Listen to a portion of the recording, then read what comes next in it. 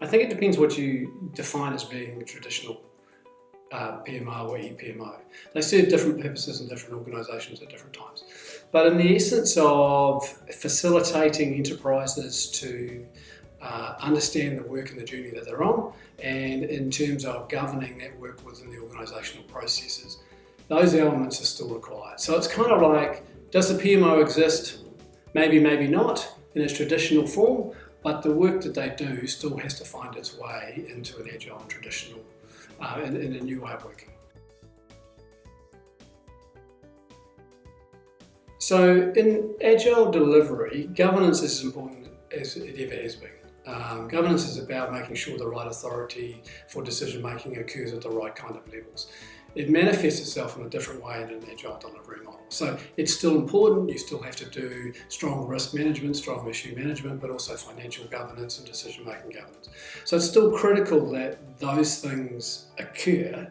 How they occur is what's different. So the question is, how do you make sure that the right people have the right decision-making rights, and that the closer that gets to the people who have the knowledge is the best answer, right? So if you can achieve that through the governance model, that's important. But you need that independent view to make sure you're doing things within the right constraints of the organisation and the authorities of the organisation.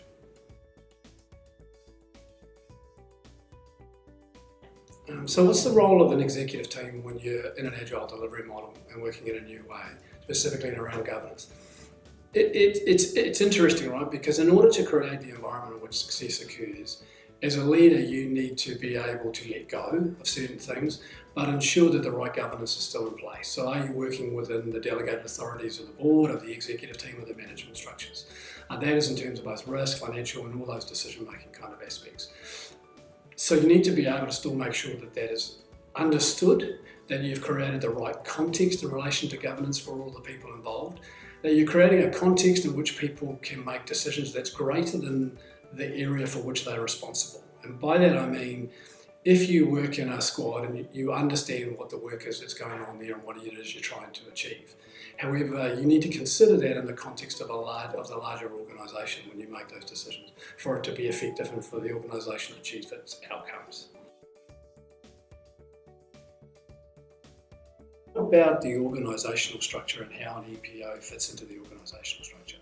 It's about what it's there to achieve and the outcome it's trying to achieve, right? Which will go back to effectively ensuring the right kind of governance is in place and that we're facilitating the right kind of visualisation of how we're going to achieve those outcomes. So that still occurs. Now, that traditionally stood as a standalone business unit. In effect, that has dissolved itself into the way we do the operating model and the rhythm that we execute. So one instance of that change is that's moved from, as I say, inside technology as a separate kind of unit into being facilitated out of finance. But the reality of it is it's actually about how you execute those processes, not about who executes them or where they sit in the organisation. I mean, the reality of most organisations is they are responsible to a management team or a board in relation to, and to stakeholders and shareholders in relation to annual kind of accounts. You have to take that as a constraint and as a given. So generally annual budgeting still occurs. However, what you aim to do is to actually break that down and have a more continuous flow in the way you do things.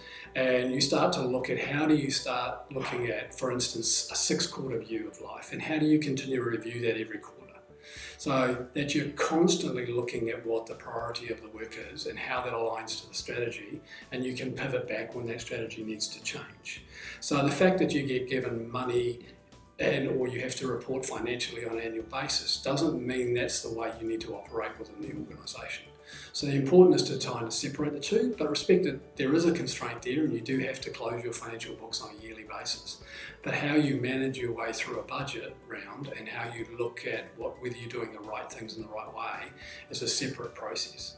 And the more continuous you can make that process, both in terms of the detail that you're doing on a quarterly basis versus what you're looking over many quarters, because you still need a longer term, mid-term view, that's the key part to actually continuously adjusting.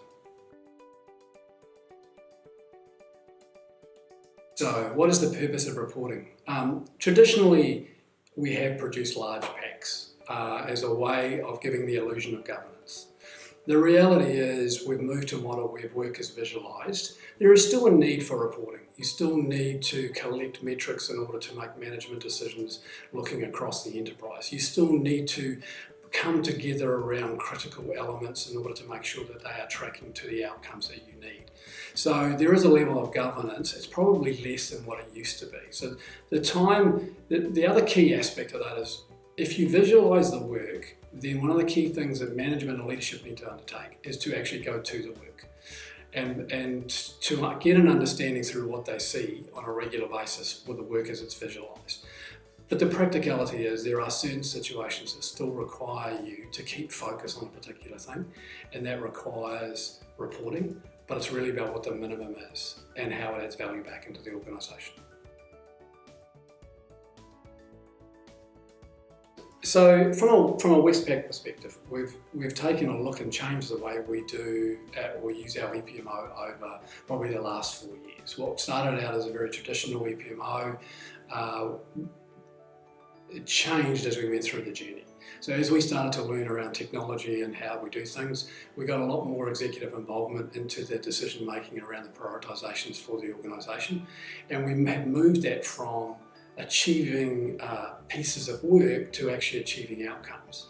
And we've pivoted the teams to start looking at, okay, they own the how we achieve those outcomes.